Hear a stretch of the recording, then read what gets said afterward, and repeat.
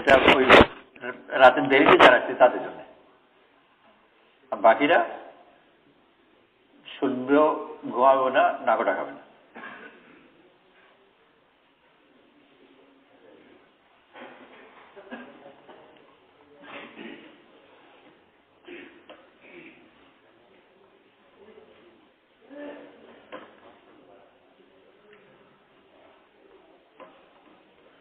اللهم إنا نستعينك ونعوذ بك من شرور أنفسنا ومن سيئات أعمالنا من يهدي الله فلا مضل له ومن يضلله فلا هادي له وأشهد أن لا إله إلا الله وأشهد أن محمدا عبده ورسوله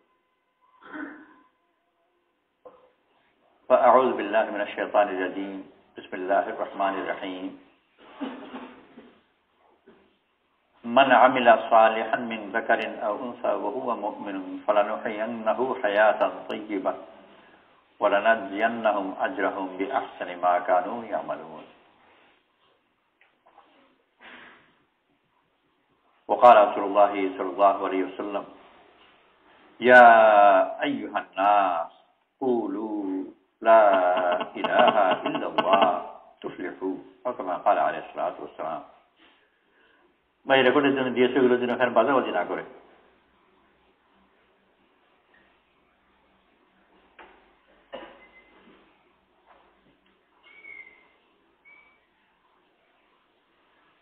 আল্লাহ তাআলা বড় মেহেরবানি করে আমাদেরকে দিন দিয়েছেন আর দিনের জন্য এখানে আসার তৌফিক নসিব করেছেন।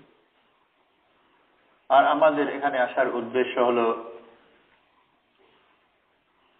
আমাদের যেন ইসলাহ হয়, সংশোধন।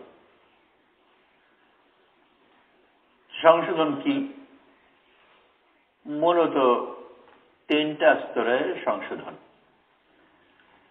খারাপ কাজ ছেড়ে ভালো কাজ করা, খারাপ চিন্তা ছেড়ে ভালো চিন্তা করা, কারণ সব কাজই কোনো না কোনো এটা চিন্তার পরিণতি। তাই এসে বুঝতে বড় সমস্যা।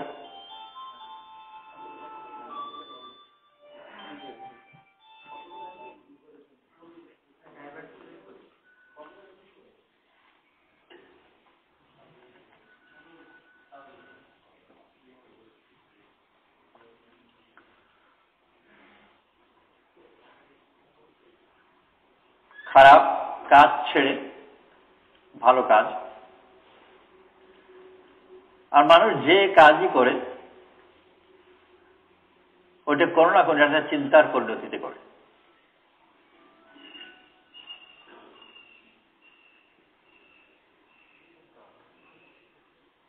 তো চিন্তার সংশোধন যদি না হয়, কাজের সংশোধন হবে না।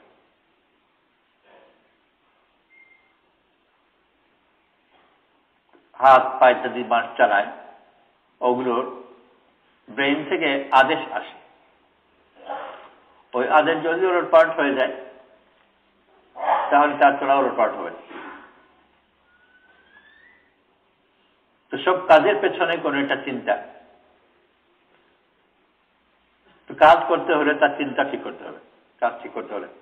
তো প্রথম স্তর যেটা দেখা যায় ওইটা হলো খারাপ কাজ ছেড়ে ভালো কাজে আসা, একটা স্তরের সংশোধন। এর পেছনে আছে চিন্তা, পরিকল্পনা, যে যে কাজ করছে কিছু একটা সে ভেবেছে, সেই হিসেবে করছে। তো ওই চিন্তা পরিকল্পনা যেটা আছে, যেটা দেখা যায় না, ওই সেটাকেও ঠিক করা, খারাপ চিন্তাকে ছেড়ে ভালো চিন্তা করা। চিন্তা যে মানুষ করে কোন একটা ইচ্ছার পরিপ্রেক্ষিতে চিন্তা করে, মনে কোনো একটা ইচ্ছা জাগে, সেই ইচ্ছার পরিণতিতে কোনো চিন্তা জাগে, আর চিন্তার পরিণতিতে কাজ করে। ইচ্ছা হলো ধনী হব, চিন্তা করে কেমন করে ধনী হওয়া যায়, তারপর সেই চিন্তা অনুযায়ী, প্ল্যান অনুযায়ী কিছু করতে আরম্ভ করে। ইচ্ছা হলো পরীক্ষায় ভালো রেজাল্ট করব। তারপর চিন্তা করে তাহলে কি করতে হবে, তো চিন্তা করে একটা কাজের পদ্ধতি কিছুটা ঠিক করে যাতে ভালো রেজাল্ট হয়, আর সেই হিসেবে তারপর কাজ করতে আরম্ভ করে। তো সব জিনিসই মোটামুটি ভাবে এই 3 স্তরে। এটা হলো কাজের স্তর, তার আর আছে চিন্তার স্তর, আর তার পেছনে আছে ইচ্ছার স্তর। একজন মানুষের পরিপূর্ণ শুদ্ধতা এই 3টার উপর নির্ভর করে, এবং বাকি দুটোকে বাদ দিলেও চলে। মূলত তার ইচ্ছা যদি ঠিক হয়ে যায় তাহলে বাকিগুলো স্বাভাবিক এমনি ঠিক হয়ে যাবে।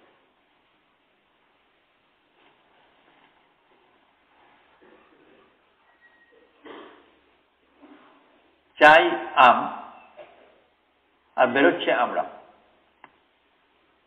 তো যখনই একটা আমরার মুকুল আর আমের মুকুল মধ্যে তেমন বেশি পার্থক্য নেই, তো পাকা লোক না হলে মুকুল দেখে চিনবে না, কিন্তু একটু যখন মুকুল থেকে তারপর আমরা হতে আরম্ভ করলো, তো কৃষক ভাবলো যে আমরা দিতে আমার কোন না, আমরাগুলো কেটে ফেলে আমি শুধু আম রাখবো।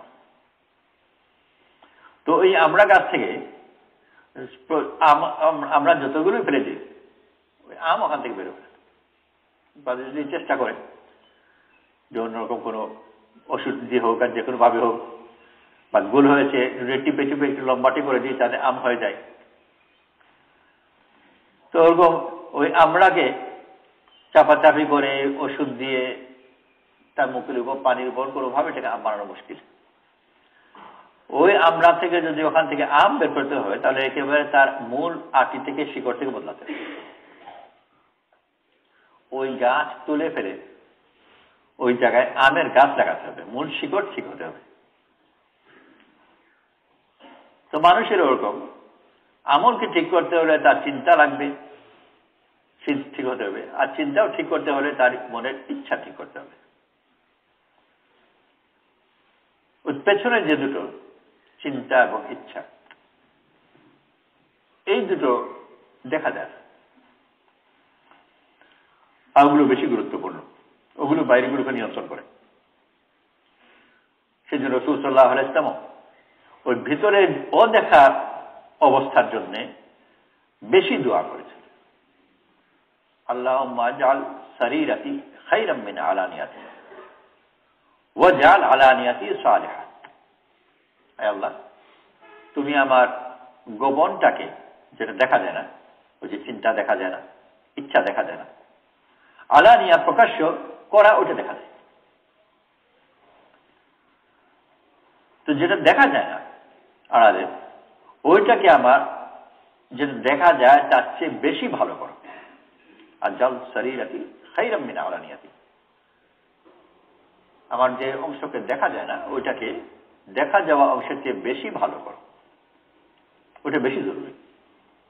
তার আবার ভালো বাইরে যেটা ওইটা ভালো হওয়া দরকার, তো সেটার জন্য দোয়া করেছেন ওয়াজআল আলানিয়াতি সালিহা, আর আমার প্রকাশ্যকে ভালো করে দাও, কিন্তু আড়ালেরটাকে যেটা দেখা যায় না শরীরা, ওইটাকে চেয়ে আরো বেশি ভালো করো। আর আমলের ব্যাপারে আমরা কিন্তু জানি যে আমলের যদি জাহিরি ভাবে আমল ভালোও হয়, ওইটা ভালো বিবেচিত হবে না যদি তার পেছনে যেটা দেখা যায় না, ইচ্ছা চিন্তা, ওগুলো যদি ভালো না হয় তাহলে এটা ভালো বিবেচনা হবে না, যদিও দেখতে ভালো মনে হচ্ছে। হাদিসের বই আছে যে দাতা, শহীদ, আর কি ছিল, আলিম, এদেরকে জাহান্নামে ফেলা হবে। এদের কাজগুলো ভালো ভালো কাজ করেছে, কিন্তু ওই শরীয়ত কেন করেছে, ওইটা খারাপ থাকার কারণে এই ভালো আমল দিয়ে তাদের কোনো লাভ হলো না, বরং ক্ষতি হল। আর এর মোকাবিলায় কারো যদি ইচ্ছা ভালো থাকে, জাহিরি ভাবে আমল খারাপও হয়, তো ওই আমলকে নিয়ত ভালো হওয়ার কারণে খারাপ আমলকে খারাপ বিবেচনা করা হয় না, শরীয়ত এটা মেনে নেয়।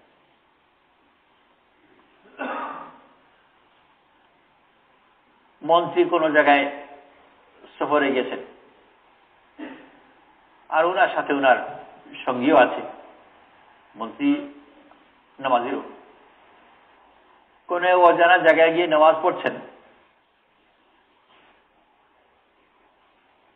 নামাজ পড়ছেন কিবলার দিকে ঠিকই আন্দাজ করে। ওনার সঙ্গী যে ওনার অফিসার আছে তার বিশ্বাস এটা দিক ঠিক নয়, মন্ত্রী ভুল করছে, কিবলার দিকে না পড়ে উল্টো দিকে পূর্ব দিকে পড়ছে। কিন্তু সে হল মন্ত্রীর পেয়াদা, ওই কিবলা কোন দিকে ওইটাকে মন্ত্রী যেদিকে দাঁড়িয়েছেন বটে ওইটাই ঠিক। মন্ত্রী মহোদয় বলছে ওদের উনি নামাজে দাঁড়িয়ে গিয়ে নামাজ আরম্ভই করবেন, তাকে আবার একটু মনে অল্প স্বল্প যেহেতু সন্দেহ ছিল, তাকে জিজ্ঞেস করলেন যে ভাই কিবলা এদিকে নাকি? হ্যাঁ তার এদিকে এদিকে। আর সে মনে মনে বলছে এদিকে নয়, কিন্তু ওনার কথা পরিবর্তন করা ওটা বুদ্ধিমানের কাজ না, বুদ্ধির সাথে চলে। তো কিবলার দিকেই নামাজ পড়ল, কিন্তু ওর ধারণা এটা কিবলা নয়, ওর নামাজ পড়ে না, দিক ঠিকই আছে। আরেকজন পূব দিকে নামাজ পড়ল, কিন্তু তার ধারণা এটাই কিবলা, তারটা হবে। এই জন্য ওইটা গুরুত্ব বেশি, কোন দিকে দাঁড়িয়েছি ওটার চেয়ে বেশি গুরুত্বপূর্ণ যে আমি মনে মনে কি ভাবছি। তো ওই অন্তরের অংশ যেন শুদ্ধ হয়। আমরা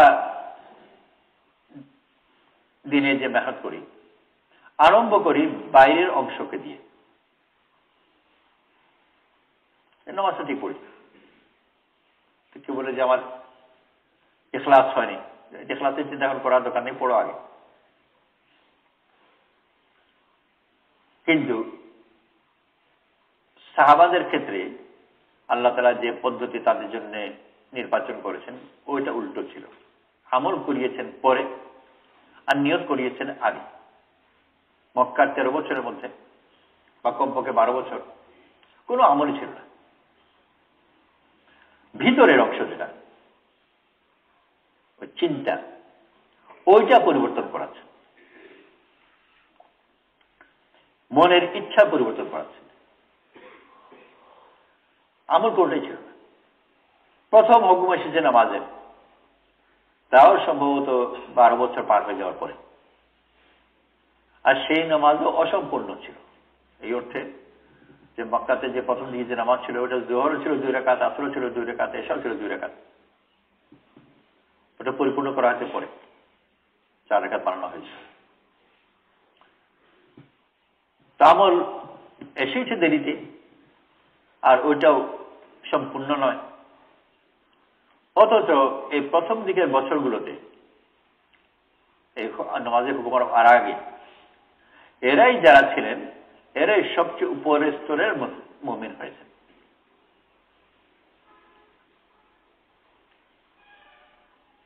অথচ ওই সময় তারা তাদের যে তালিম তরবিয়ত হলো সেই তালিম তরবিয়তের মধ্যে নামাজই নেই।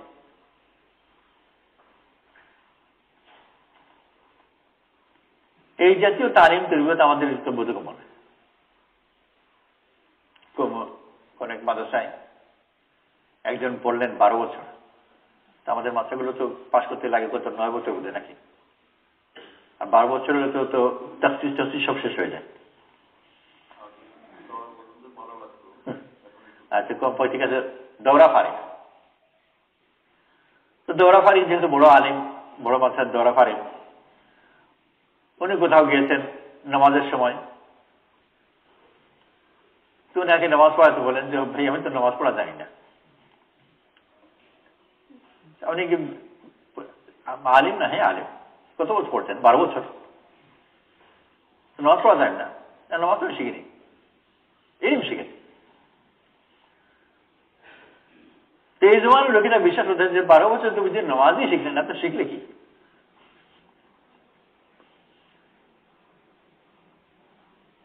নামাজ তো পরে পরে শিখবো, এখনো শিখিনি। তো 12 বছর হয়ে গেছে, দৌড়াও শেষ হয়ে গেছে, নামাজ এখনো পড়া শিখেননি। তো সাহাবাদের অবস্থা কিন্তু ছিল ওরকমই। দৌড়া করেছেন কিনা জানি না, কিন্তু 12 বছর পড়া হয়ে গেছে, নামাজ এখনো শিখেননি। তাহলে কি শিখলেন? ওই ভিতরের গুলো শিখছেন আগে।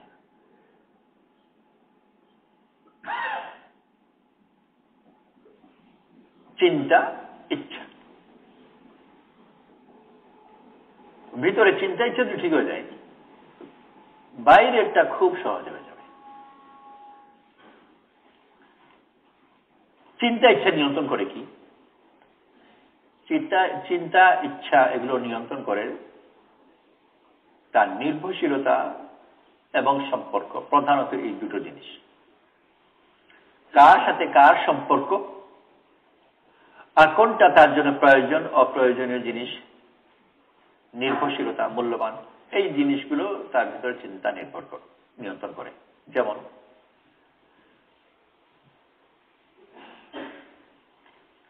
পাড়ায় রাস্তায় ওরকম সময় 2 ছোট ছেলে মারামারি করছে,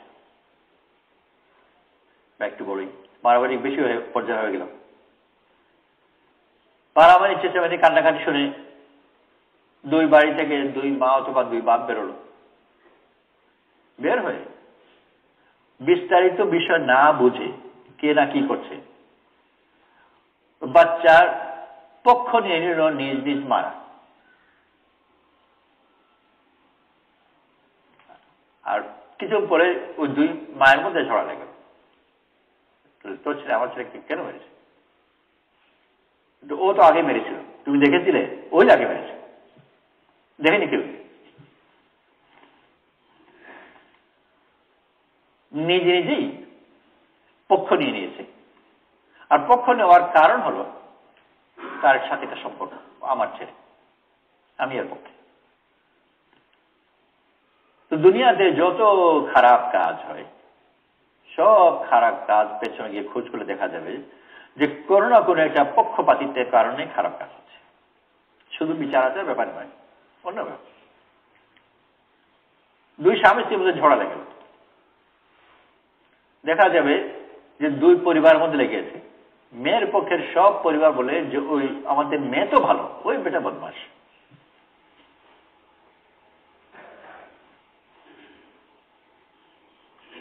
আর ছেলের পক্ষেরা বলবে যে ওর কিসমতের খারাপ, এরপর এরকম একটা মেয়েকে সে কেন বিয়ে করলো? দুনিয়া কি ভালো মেয়ে ছিল না? তারপর কেউ কেউ বললেন যে আমি কত বোঝালাম, শুনেনি, এখন টের পাবো। বোঝা নেই, শুনেও নেই, কিছুই না, কিন্তু এটা পক্ষ নিয়ে নিচ্ছে। তো ঘুরে ফিরে দেখা যাবে যে সব জিনিসই একটা পক্ষ নিয়ে নেওয়ার কারণে তারপর আর তার কাছে কোনো জ্ঞান বুদ্ধি কিচ্ছু কাজ করে না। রোম পারস্যের মধ্যে যুদ্ধ, তো সব রোমীরা রোমের পক্ষে আর পারস্যের বিরুদ্ধে। কেন? যে আমার সম্পর্ক রোমের সাথে। আর সব পারস্যওয়ালারা রোমীদের বিরুদ্ধে। এটা যদি সিপাহীদেরকে যুদ্ধের ময়দানে জিজ্ঞেস করো যে থেমে তুই আগে বিবেচনা করো যে ন্যায় করেছে কি আর অন্যায় করেছে কি, এর কথা কোনো অর্থ আছে নাকি? কোনো অর্থ নেই। আমি আমার পক্ষে, তুমি তোমার পক্ষে। এক জিনিস হলো, প্রথম, মানুষের যত কাজ করে ওই কাজের পেছনে আছে কোনো সম্পর্ক বা উপকারিতা, নির্ভরশীলতা।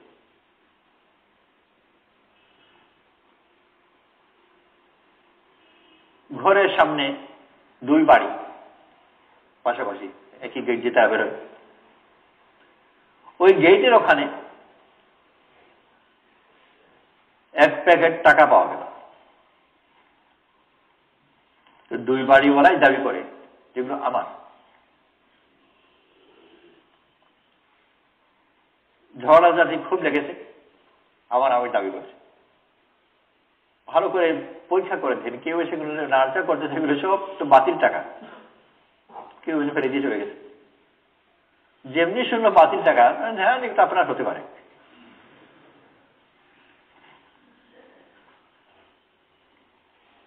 এখন আর এটা নেওয়ার জন্য কোনো আগ্রহ নেই। এটা কেন? যে বাতিল টাকা কিছু হয় না, এটার জন্য ঝগড়া করে কিলাম। যদি চলতি টাকা হতো তাহলে আমার ছিল। তো পেছনে নির্ভরশীলতা আর সম্পর্ক, এগুলো যদি তার ভুল থাকে তাহলে ওইটা বাকি তার উপরের আমলগুলো ঠিক হবেই না। ওই পেছন থেকে তার সম্পর্ক নির্ভরশীলতা নিয়ন্ত্রণ করবে।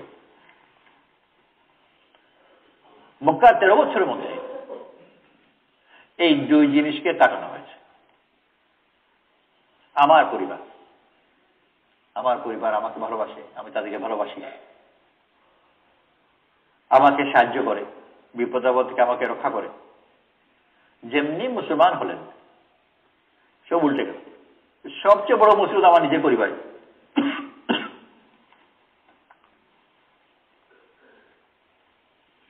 এরা সবচেয়ে বড় মুসিবত আমার নিজের পরিবার। নিজের পরিবার থেকে হাত থেকে রক্ষা পাওয়ার জন্য অন্যের কাছে গিয়ে আশ্রয় নিচ্ছে। তোমার বাড়িতে আমি থাকি, আমাকে আশ্রয় দাও, নইলে কি হবে? আমার বাবাকে মেরে ফেলবে।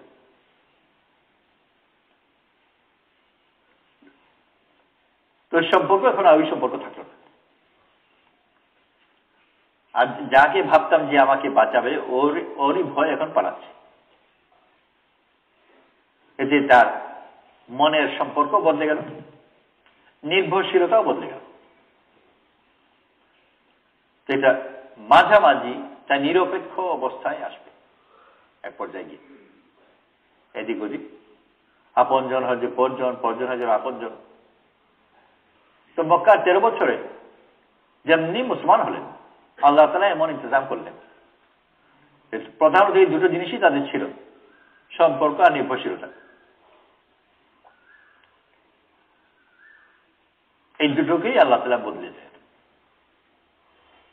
যাকে মনে করতাম আপন, ওরা হয়ে গেল পর। যাকে মনে করতাম পর, তারা হয়ে গেল আপন।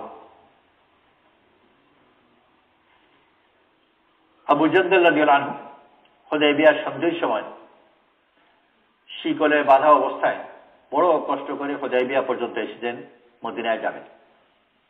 সাথে ওনার বাপ, পরিবারের লোক আছে। কিন্তু মদিনায় ওনাকে আনা গেল না শর্তের কারণে। ওনাকে ফিরে যেতে হলো ওনার বাপের সাথে। বাপের সাথে যখন উনি ফিরে যাচ্ছেন, তখন ওনার কান্না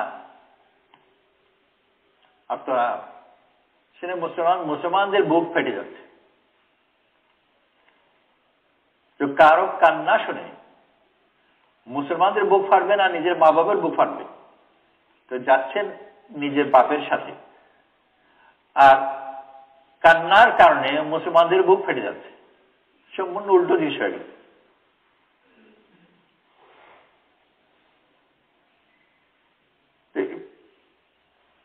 সম্পর্ক এত পরিবর্তন, বাপের কাছে যাচ্ছে আর এত গভীর কান্না। তো এইটাই আল্লাহ তাআলা করেছেন, যে এই অবস্থাগুলোর দিয়ে তাদের সম্পর্ককে পরিবর্তন করেছে। আর এই ভালো মন্দ, নির্ভরশীলতা, এটাও পরিবর্তন হয়েছে। ইব্রাহিম আলাইহিস সালাম শাম দেশে ছিলেন, বড় উর্বর দেশ, আবহাওয়া ভালো, মাটিও ভালো, বাতাসও ভালো, পানিও ভালো, সবই ভালো। আল্লাহ তাআলা ওনাকে বললেন, মরুভূমিতে গিয়ে তোমার সন্তানকে রেখে আসো। এখন মরুভূমি হয়ে গেল নিজের, আর নিজের দেশ যেটা ছিল ওটা হয়ে গেল পর। আর এই যেটার উপর নির্ভরশীল ছিল উর্বর দেশ, এখান থেকেও ছুটে গেল। রাসূল করিম সাল্লাল্লাহু আলাইহি ওয়াসাল্লাম নিজে কুরাইশের কাছে বড় প্রিয় ছিলেন। আমার দেশ, আমার কওম, আমার জাতি, তো এগুলো তাকে নিয়ন্ত্রণ করে। আল্লাহ তাআলা এত ছোটালেন যে ফাতহ মক্কা হয়ে যাওয়ার পরেও মক্কাতে আর রয়ে যান, ওইটা হামেশার জন্য ওই আমার দেশ আর থাকেনি। আর শুধু রাসূল সাল্লাল্লাহু আলাইহি ওয়াসাল্লাম নয়, মুহাজিরিনদের কেউই ফতহ পরে মক্কাতে থাকতে পারতেন, কিন্তু থাকেননি, মদিনায় ফিরে চলে গেছে। ওই আমার দেশ আর আমার দেশ নেই, আর আমার শহর আমার শহর না, ওই আমার বদলে গেছে। আর এটাই আমাকে রক্ষা করবে, এটি আমাকে বাঁচাবে, তাই না? রাসূল সাল্লাল্লাহু আলাইহি ওয়াসাল্লামের ইতিহাসে প্রধান যুদ্ধগুলো তো হলো কুরাইশের সাথে। ইতিহাসে এইভাবে লিখে যে কুরাইশের সাথে মোকাবেলা। উনি নিজে প্রধান কুরাইশ, ওনার চেয়ে বেশি কুরাইশ আর কেউ ছিল না। কুরাইশের সবচেয়ে বড় পরিবারের সবচেয়ে প্রিয় ছেলে, তো কুরাইশের প্রতীক হিসেবে তো উনি সবচেয়ে প্রধান কুরাইশ। অথচ ওনার ইতিহাসের মধ্যে এইভাবে লেখা হয় যে কুরাইশের সাথে ওনার মোকাবেলা। তো এটিও আল্লাহ তাআলা কুরাইশ থেকে এত ছুটিয়েছে। তো এই আমার আর আমার নির্ভরশীলতা সব জমানায় দিনের মেহনত এটাই করা হয় যে তারা যে তার সম্পর্ক যেন ছুটে। আর সম্পর্ক তো পেছন জিনিস থাকে, তো পেছনের সাথে যেন ছুটে যায়।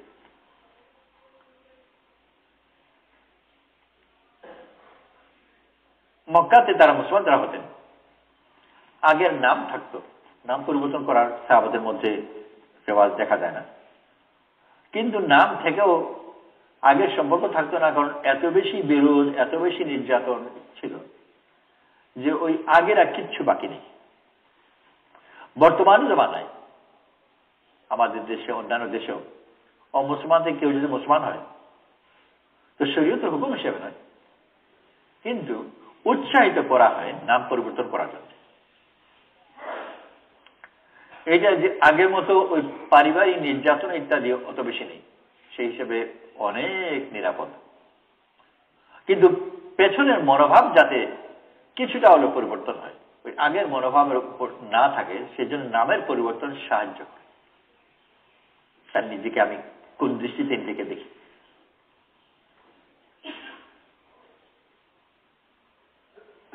তো রেখা যখন ঢুকে তো নাম পরিবর্তন করে না, কিন্তু তার বন্ধুবান্ধব পরিবর্তন হয়ে যায়। নিজ বুদ্ধিতে তারা মানুষ করে। খ্রিস্টানরা তাদের পাঞ্জিটা দিতে দিতে, ক্যাথলিকরা বিশেষ করে, তারা যখন তাদের তরিকায় ঢুকে পাদ্রীরা, তো আগের নাম রাখে না, নাম বদলে দেয়। তো যার ফলে আগে যদি পরিবারের লোক তাকে পরবর্তীতে খোঁজ করে করতে চায় তো পাওয়া মুশকিল। আর নিজের নাম পরিবর্তন হয়ে যাওয়ার কারণে তার নিজের আগের ধরনের অনুভূতি, চেতনা এগুলো পরিবর্তন হয়ে যায়। কিন্তু দিনে মেহনত করে তার সম্পর্কগুলো শুদ্ধ করা। তো আল্লাহ তাআলা আমাদের দিন দিয়েছেন, দিনের বড় অংশ হলো যে আমার আগের সম্পর্ককে ত্যাগ করে নতুন সম্পর্ক গড়ি। সেই সম্পর্ক জায়গার সাথে হোক, মানুষের সাথে হোক, সমাজের সাথে হোক, বা কোনো সম্পদের সাথে হোক, সবগুলোই। কারণ ওই সম্পর্কগুলোই আমাকে আগে নিয়ন্ত্রণ করেছে। আর আমার আগের জীবন যদি শুদ্ধ না থাকে, তাহলে শুদ্ধ আনতে হলে ওই আগের সম্পর্ক রেখে পারা যাবে না, ওইটাকে ভেঙে নতুন করে করতে হবে। তো মূসা আলাইহিস সালামকে আল্লাহ তাআলা জিজ্ঞেস করলেন যে, হে মূসা, তোমার ডান হাতে কি? মূসা আলাইহিস সালাম উত্তর দিলেন, আমার লাঠি।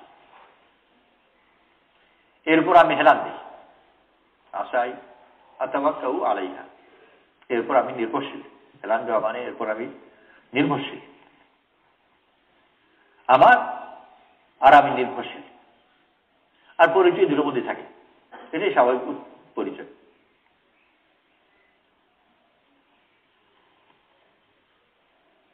সম্পর্ক ছাড়াও পরিচয় হয় না, উপকারিতা ছাড়াও পরিচয় হয় না।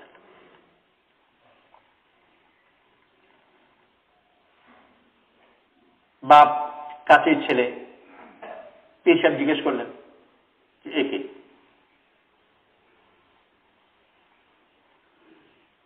পীর সাহেবকে উত্তর দেওয়ার সময় মরিদ বিস্তারিত উত্তর দেবে, আদবের দাবি, হুজুর আমার ছেলে এই গত বছর অমুক জায়গায় ভর্তি করিয়েছি, কিছু বড় হয়ে গেলে কিছু বিয়ে শাদীর চিন্তা করছি, তো শুধু আমার ছেলে বলেই থামলো না, যেহেতু পীর সাহেব কথা একটু লম্বা করে পুরো আদব রক্ষা করে,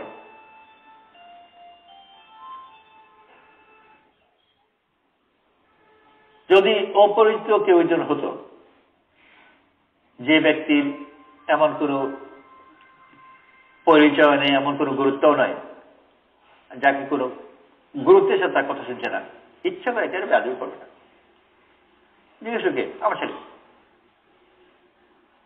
তারপর কথা শেষ করে দেবে। ওই আগে হুজুরও বলবে না যে হুজুর আমার ছেলে, আমার ছেলে ব্যাস। আর হুজুর যদি জিজ্ঞেস করেন তাহলে বিস্তারিত উত্তর দেবে, আমার ছেলে। কখনো বলতে পারে যে হুজুর আরো 2 ছেলে আছে।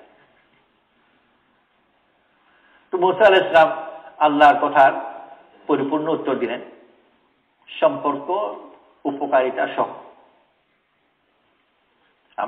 আমার লাঠি আর আমি এর উপর নির্ভরশীল, এরপর আমি হেলান দিই। দিনের প্রথম ধাপই হচ্ছে এই দুটো ছাড়ো, সম্পর্ক ত্যাগ করো, তোমার ভুল নির্ভরশীলতাকেও ত্যাগ করো। এই দুটো আছে লাঠির মধ্যে। আল্লাহ বলেন আলকিহা, ফেলে দাও।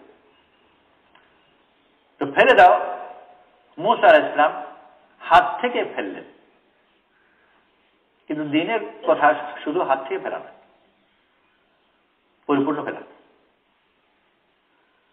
নামাজের সময় হয়েছে, দোকান এখনো বন্ধ করেনি, আর বিক্রিগিনি করছে। তো বাপ দিনদার লোক ছেলেকে ধমক দিয়ে বললেন, দোকান বন্ধ কর, নামাজে যা। তো বাপের কথা শুনে দোকানও বন্ধ করে দিলে, নামাজে গেল ঠিকই, কিন্তু নামাজ পড়ছে আর ওই দোকানের চিন্তাই করছে। এই দোকান বন্ধ করা আর নামাজে যাওয়াটা তার সম্পূর্ণ হলো না। জাহিরভাবে করছে, কিন্তু ভিতর থেকে নয়। আল্লাহ তাআলা মুসা আলাইহিস সালাম বললেন আলকিয়া, ফেলে দাও। আল্লাহ তাআলা এই কথা বলেননি যে শুধু হাত থেকে ফেলো, ফেলে দাও। তার সম্পূর্ণ মানা হবে পরিপূর্ণভাবেই যদি ফেলে দিই, হাত থেকেও ফেলি, মন থেকেও ফেলি, চিন্তা থেকেও ফেলি, চেতনা থেকেও ফেলি। কিন্তু অতগুলো জিনিস মানুষের নিজের নিয়ন্ত্রণে থাকে না। তারা তার দিনকে খুব সহজ করেছেন। নামাজে দাঁড়ানো, খুশু খুশু কথা তো বলা হয় খুব, কিন্তু শরীয়তের শর্ত নয়। কেউ যদি নামাজ পড়ছে আর নামাজ পড়ে যত দোকানে চিন্তা করুন না কেন, কোনো মুফতি বলবেন না যে নামাজ হয়নি।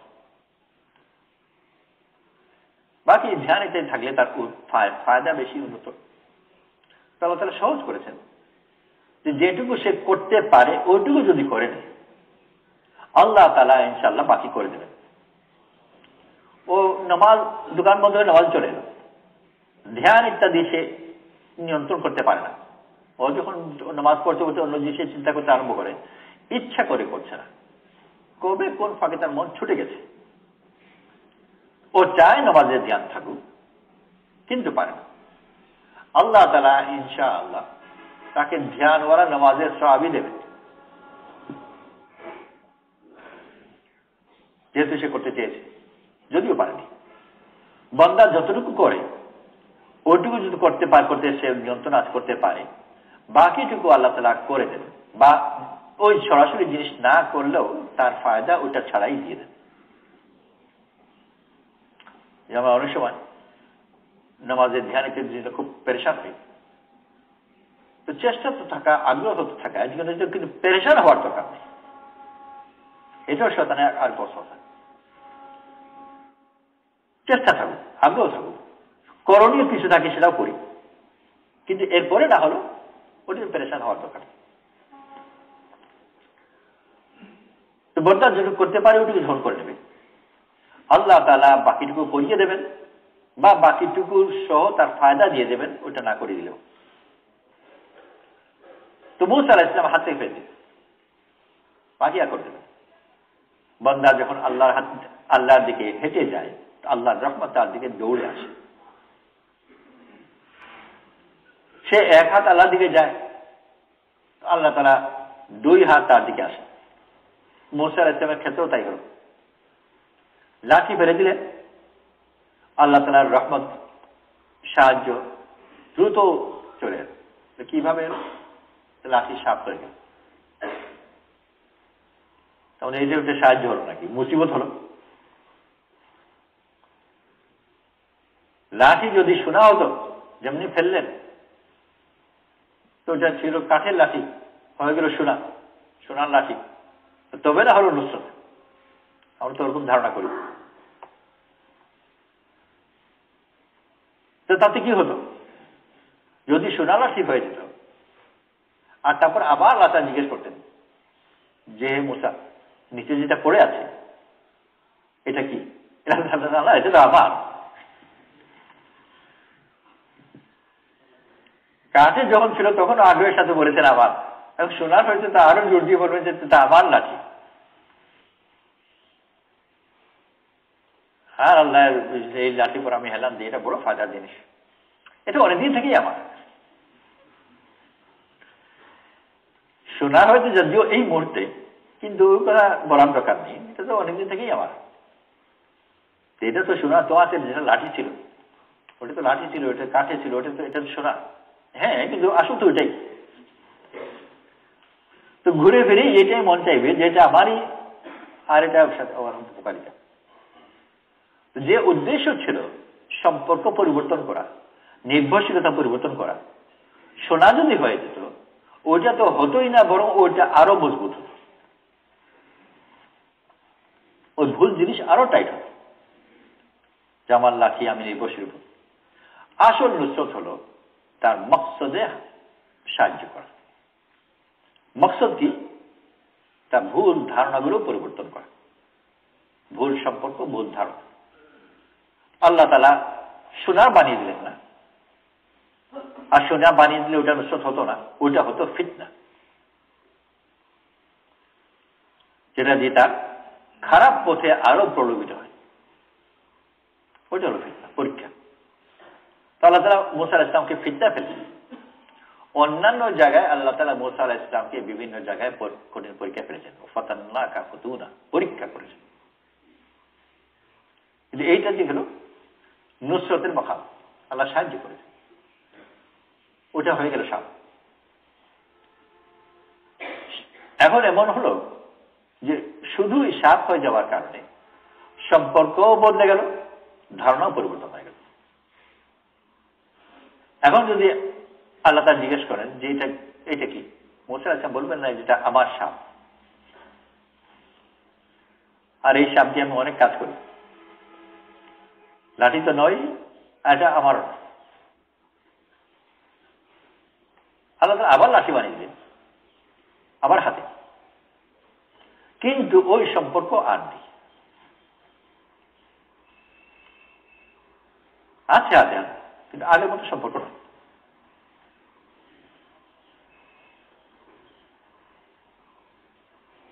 একসাথে স্কুল কলেজ পড়াশোনা, অনেক পুরনো দোস্তি, তারপরে একসাথে গিয়ে ব্যবসা, তাও দোস্তি, তারপরে এক পর্যায়ে গিয়ে একসাথে গিয়ে মোকদ্দমা, লাঠালাঠি, মারামারি, খুন খারাপি, প্রায় মামলা মোকদ্দমা। তারপর এক পর্যায়ে গিয়ে কয়েক বছর মামলা মোকদ্দমা করার পরে দুই পক্ষে বুঝলো যে আর লাঠালাঠি করে বেশি লাভ নাই, আমার বহুত টাকা করেছে, যা শহরও গিয়েছে, আর বয়স হয়ে গেছে, চলো সমঝোতা করি। তো সালিশি টালিশি থেকে এনে টেনে সমঝোতা হয়ে গেল। আর ব্যবসা এমন ধরনের যেটা ভাগাভাগি করাও মুশকিল, আর আলাদা করে করতে পারবেন না, ঠেকায় পড়ে এখন আবার ওই পার্টনারশিপই আছে। কারণ দুজনে বুঝতে পেরেছে যে এই ঠেলাঠেলি করে লাভ কারোই হচ্ছে না, ওতে উভয় চলে। আগে যেরকম দুজনে পার্টনার ছিল, এখন দুজনে পার্টনার, কিন্তু মাঝখানে কয়েকদিন মামলা মোকদ্দমা লাঠালাঠি হওয়ার কারণে আগের মতো দোস্তি আর নেই, এখন ঠেকার কাজ চলছে। তো মূসা আলাইহিস সালাম লাঠি করছে ওই ধরনের, মাঝখানে একবার সাপ হয়ে যাওয়ার কারণে। তো ওইটা আমারও নয়, হয়তো নির্ভরযোগ্য নয়। আমি বলছি যে আমি এটা আমি হেরান দিই, নির্ভরযোগ্য। এখন দ্বিতীয়বার আবার ওই লাঠি করে হেরান দেবেন না, হেরান যে দেবেন না, হেরান দেবেন মাঝখানে যে হঠাৎ সাপ হয়ে যায়, তার এক মুসিবত। তাতে আস্তে আস্তে করে ধারে কাছে থাকুক, বেশি মাখামাখির দরকার নেই। তো লাঠি তো আবার লাঠি হয়ে গেল ঠিকই, কিন্তু লাঠির সাথে আউনার যে সম্পর্ক ছিল ওই সম্পর্কও থাকলো না। লাঠিকে লাঠি হিসেবে দেখার যে প্রবণতা, যে ধারণা ছিল ওইটাও থাকলো না।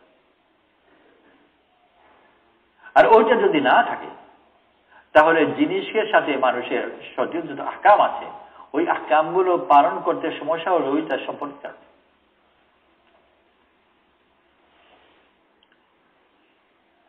সম্পত্তি বন্টন হয়ে গেছে, বন্টন টন্টন জ্বর হয়ে যাওয়ার পরে তো এই অংশ এই ভাইয়ের মধ্যে পড়েছে, ওই অংশ বোনের মধ্যে পড়েছে।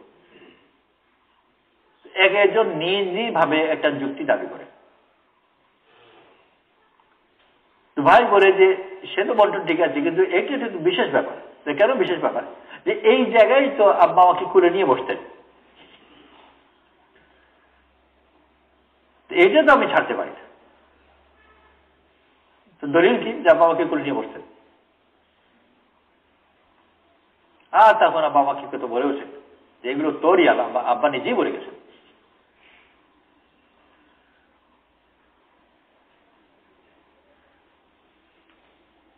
তো এই সম্পর্কগুলোর কারণে আল্লাহর হুকুম ন্যায় অন্যায় মানুষ কিছু বোঝে না, নির্ভরশীলতার কারণে, সম্পর্কের কারণে আল্লাহ তাআলা মাঝখানে কিছুক্ষণের জন্য লাঠি বানিয়ে এসব পরিবর্তন করে দিলেন। আর এমনই করলেন যে একেবারে বিপরীত জিনিস বানিয়ে। লাঠি এবং সাপ, এই বাংলা ভাষায়ও লাঠি সাপ দুটো অনেক সময় পাশাপাশি চলে, কিন্তু বিপরীত হিসেবে চলে। যেমন এই ধরনের কথা, সাপও মরে লাঠিও ভাঙে না। তো লাঠি তো সাপকে মারে, তাহলে একেবারে বিপরীত বানিয়ে সাপ।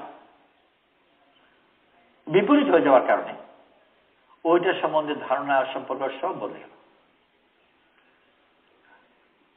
ফেরাউনের দরবারে যখন সাপ আক্রমণ করেছে, আল্লাহ তাআলা মূসা আলাইহিস সালামকে বললেন যে তোমরা লাঠি ফেলে দাও, ফেলে দিল খুব সহজে। আগের যে লাঠির ধারণা ছিল ওই ধারণা যদি বাকি থাকতো তাহলে এত সহজে ফেলা মুশকিল হতো। সাধারণ মানুষ যদি হয় আর তার কাছে যদি সাপকে সামনে দেখে করে মনে করা যায় মুরিদ, আল্লাহর হুকুম নয়, নবীও নয়, একজন মুসলমান পীর সাহেবের সাথে যাচ্ছে, হাতে লাঠি আছে, যেমনি সাপ সামনে ফস করে উঠল, পীর সাহেব বলেন যে যদি লাঠি বেরো।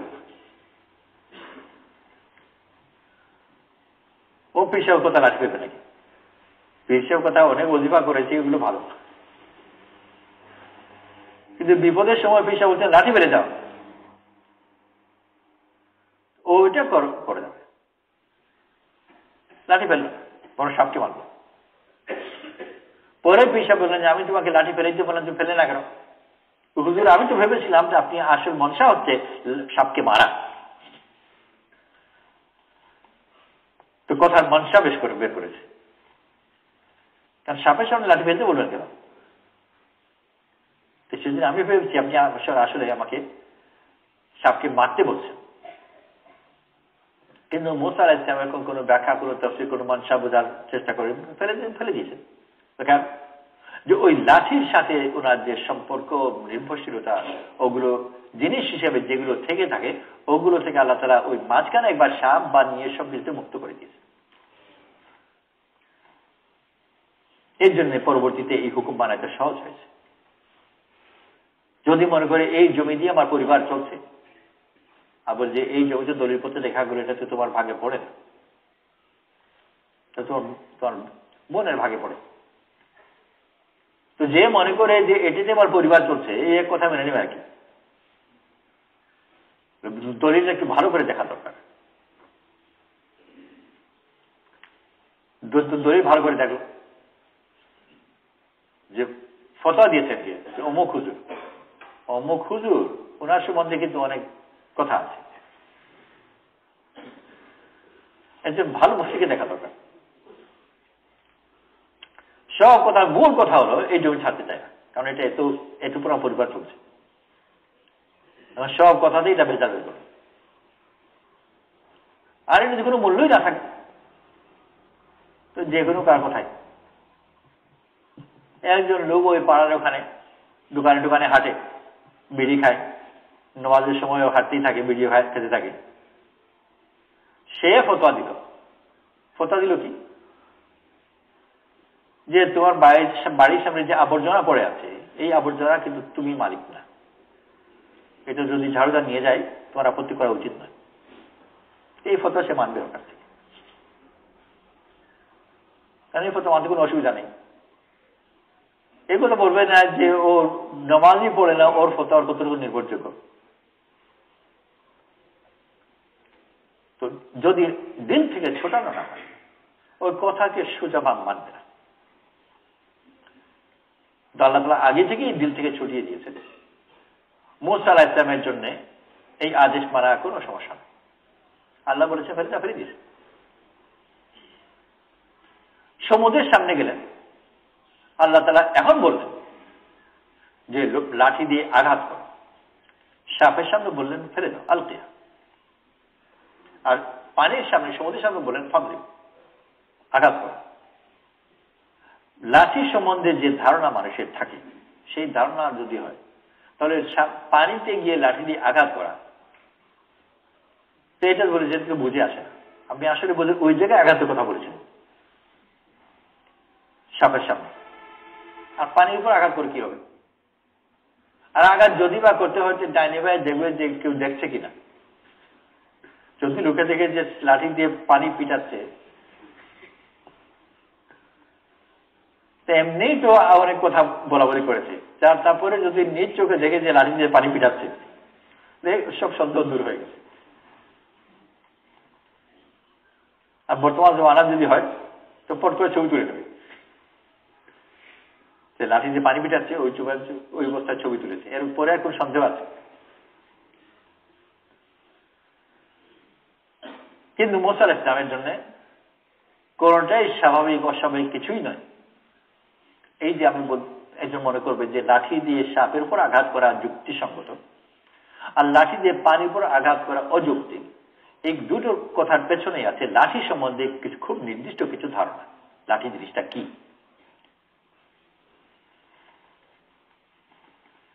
যেহেতু ওই ধারণাই নেই অতএব এখানে কোনটাই যৌক্তিক নয় অযৌক্তিক নয়, ওই ধারণাই বলতে গেছে। আর ওই ধারণা বলতেছে মাঝখানে সাপ বানিয়ে। আল্লাহ তাআলা দিনের প্রথম ধাপ দিয়েছেন তার মনের ভিতর যে ধারণা সম্পর্ক যেগুলো আছে ওগুলো শুদ্ধ করা। মুসা আলাইহিস সালামের আরেক জবরদস্ত লাঠি ছিল, এটা তো ছোটখাটো লাঠি ছিল, এর আগে ওনার জবরদস্ত লাঠি ছিল ফেরাউন। যদিও ফেরাউন বনী ইসরাইলের শত্রু, কিন্তু মুসা আলাইহিস সালামের শত্রু না। মুসা আলাইহিস সালাম ফেরাউন তো তার প্ল্যান করেছে ওনাকেই পরবর্তীতে সম্রাট বানাবে।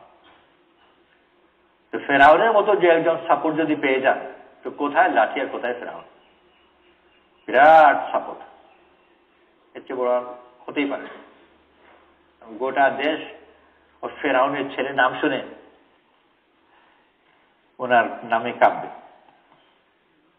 আল্লাহ তাআলা ওখান থেকে ছুটান, ফেরাউনকে বানালেন লাঠি, সাপ, যে ফেরাউনের সবচেয়ে বড় সাপোর্ট ছিল, ওই ফেরাউনের ভয়েই দেশ ছেড়েছে।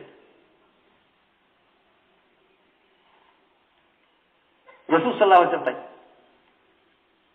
যে কুরাইশের সবচেয়ে বড় সাপোর্ট ছিল, সহায় ছিল, আর ওই কুরাইশই হচ্ছে রাসূল সাল্লাল্লাহু আলাইহি ওয়াসাল্লামের সবচেয়ে বড় শত্রু। কিন্তু পরবর্তীতে ওই লাঠিকে যেরকম আল্লাহ তাআলা মূসা আলাইহিস সালামের কাছে সাপ বানিয়েছেন, পরে আবার ওনার হাতে আবার লাঠি বানিয়ে দিয়েছেন, ওরকম কুরাইশকে আল্লাহ তাআলা রাসূল সাল্লাল্লাহু আলাইহি ওয়াসাল্লামের কাছে আবার কুরাইশ বানিয়ে ওনার হাতে দিয়েছেন, কিন্তু ওই আগের নয়। আর ফেরাউনের দেশ ইত্যাদিও আল্লাহ তাআলা মূসা আলাইহিস সালামের হাতে আবার ফেরত দিয়েছেন,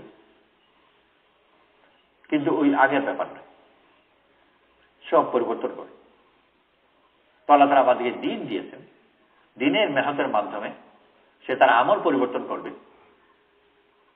আর আমলের আড়ালে তার যে ধারণা যেগুলো আছে, যে ধারণা হলে তার ভুল আমলের মূল বুনিয়াদ, ভুল সম্পর্ক, ভুল ধারণা। পুরা দুনিয়ার মানুষ এই ভুল সম্পর্ক এবং ধারণার মধ্যে ফেসে আছে। কোনোভাবে যদি তার এই সম্পর্ক এবং ধারণাগুলোকে শুদ্ধ করে ফেলা হতো, নিজে থেকেই তার সব বাকি কাজ শুদ্ধ হয়ে যেত। আর সাধারণত মানুষ যখন দিনদারির মধ্যে আসে, যেটা ছেলে, তাকে নামাজ পড়া শেখানো হলো, শরীয়তের আহকাম শেখানো হলো, তো শরীয়তের আহকামও সব শিখে ফেললো, নামাজও সব শিখে ফেললো, কিন্তু তার মনের ভিতরের ধারণা এবং সম্পর্কগুলো কিছুই শুদ্ধ হলো না, ওই জানাতে ওর লাভ হবে না, ওটার উপর আমল করতে পারবে, একজন করতে পারে না। মশলা মশলা যায়, কিন্তু আমলের সময় আমল হয় না। এই জন্য আমল হয় না যে ওই সম্পর্ক তাকে বিভ্রান্ত করে দেয়। খুব ভালো আলিম, মাদ্রাসায় ফার্স্ট হয়েছে, কিন্তু বাপের বিরুদ্ধে যখন কেস, তখন মাদ্রাসায় ফার্স্ট হওয়া ওকে ধরে না।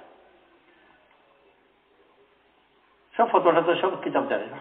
অন্য সময় যদি হতো তো এত শুদ্ধ ফতোয়া দিত, শুধু ফতোয়া নয়, ফতোয়ার সাথে সব দাঁড়ায় সব ফতোয়া দিত। কিন্তু ব্যাপার যখন নিজের জমি আর নিজের বাপ বা নিজের ছেলে, তখন ফতোয়াও গায়েব, দলিলও গায়েব, কোনটাই কাজ করছে।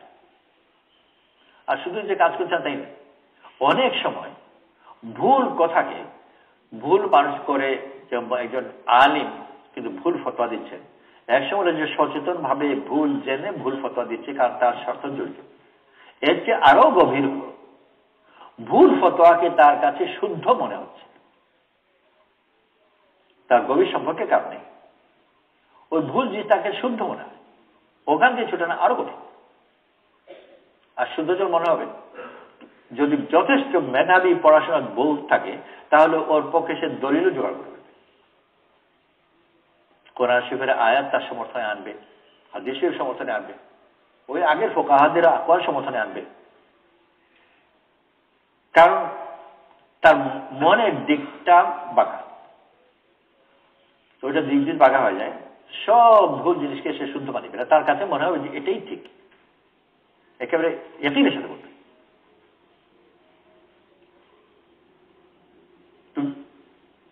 ছোট ভুল হলো, ভুলকে ভুল মনে করে করছে, যে একটা খারাপ কাজ করলো, অন্যায় কাজ করলো, জমি দখল করে রাখলো, কিন্তু জানে যে এটা অন্যায়, আশা করা যায় যে মরবার সময় হলেও তোবা করবে,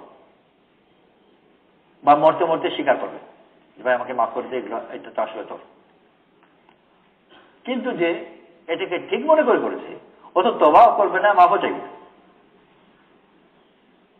আর এই অন্যায়টাকে ঠিক কেন মনে করলো? যে তার মনের ভিতরের সম্পর্কে, গভীর সম্পর্কের কারণে। ওটা তার বুদ্ধি শুদ্ধি সব কিছু পর্দা ফেলে দিয়েছে।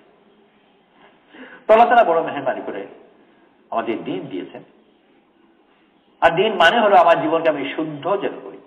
তো জীবন শুদ্ধ মানে শুধু বাহ্যিক আমল শুদ্ধ করা নয়, জীবন শুদ্ধ করা মানে আমার সম্পর্কগুলোকে শুদ্ধ করা, আমার গোটা দুনিয়া সম্বন্ধে ধারণাকে শুদ্ধ করা।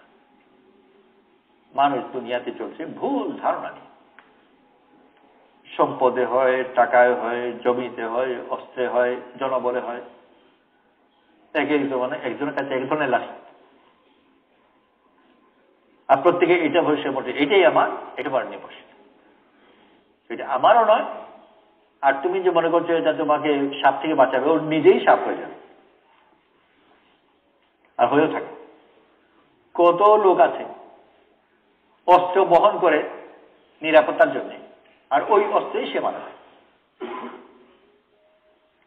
ওই অস্ত্র পড়ে গেছে শত্রু ডাকাতের হাতে, তো তার কাছ থেকে অস্ত্র ছিনতাই করে ওইটাই দিয়েই মেরেছে। এই জাতীয় দৃষ্টান্ত বিরল নয়, বেশুমার আছে। তো যে পিস্তল তার নিরাপত্তার জন্য ব্যবহার করলো, ওই পিস্তলে সে মরল। তো যেটা আমি সাপের লাঠি রেখেছিলাম আমাকে সাপের কাছ থেকে হেফাজত করার জন্য, ওই লাঠি নিজেই সাপ হয়ে গেল। তাহলে আমাদের তৌফিক নসিব করুন, আল্লাহর পথে বেরোবো ইনশাল্লাহ আমাদের অন্তরকে শুদ্ধ করার জন্য। বাহ্যিকটা শুদ্ধ হবে, করা দরকার, কিন্তু অন্তর শুদ্ধ করা মানে হলো যে আমার এই ধারণাগুলোকে সংশোধন করা। ধারণা এবং সম্পর্ক প্রধান দুই জিনিস, আর এই দুই জিনিসকে শুদ্ধ করতে গিয়ে কিছু ভয় ভীতি ভিতর যেতে হয়। এইটাকে কোরবানি বলে। মুসা আলাইহিস সালাম শাম থেকে ভয় পেয়েছে, এই জন্য আল্লাহ তাআলা ওনাকে বলছে লা তাখাফ, ভয় পেও না, কারণ ভয় পেয়েছে, পাওয়ার কথা। আর এটাই কোরবানি, যে যার উপর আমি এত ভরসা করলাম ওই বিরুদ্ধে চলে গেল, এটা বেশি কষ্টের জিনিস। যে ছেলে বাপ আর ছেলে, যে তার বাপ তার জীবন দিয়েছে ছেলের জন্য, ওই ছেলে যদি তাকে চড় মারে তো বাইরের লোকে চড় মারা সমান নাকি? তো চড় যে কেউ কেউ মারে, এটা খারাপ লাগে, অজানা লোক চড় মারি দিল, ওইটা অত দুদিন পরে ভুলেই যাবে। কিন্তু ছেলে চড় মারলো তো মরবার সময় তো ভুলবে না। তো যদি এমনি সাপকে সাপ দেখতাম তো কোনো সমস্যা ছিল না, আমার লাঠি সাপ হয়ে আমাকে ভয় দেখায়, কিন্তু এটা প্রয়োজন ছিল। আর এটাই আল্লাহ তাআলা বহুত বড় সাহায্য, যে বড় অল্পের মধ্যে আল্লাহ তাআলা মুসা আলাইহিস সালামের অন্তরের জগৎকে একেবারে শুদ্ধ করলেন। আল্লাহ তাআলা আমার তৌফিক নসিব করুন, নিয়ত করে আল্লাহ প্রতি বেরোবো, মেহনত করবো যেন আল্লাহ তাআলা আমাদের অন্তরকে শুদ্ধ করে দেন, কিনা ইনশাআল্লাহ। এর জন্য যত তাড়াতাড়ি সম্ভব 3 চিল্লা বের হয়ে যাবো। আগে যারা 3 চিল্লা দিয়েছি সবাই নিয়ত করে ইনশাআল্লাহ প্রত্যেক বছর 3 চিল্লা করে দেবো। কারণ আমাদের এই চিল্লা তো দিয়েছি, কিন্তু একটা লাঠি তো সাপ হয়নি এখন পর্যন্ত, কবর করা আমার স্বপ্ন হয়ে গেছে। তো সেই জন্য বাকি রয়েছে, আল্লাহ তা সহজ করেছেন। যদি ওরকম লাঠি হয়ে যায় তাহলে 2 জন কেউ বেরোতো না। একজন দৃষ্টান্ত দেখেই তাও লোকে বলে যে খুশির সাথে করো, যাতে অন্যরা পেরেশান না হয়।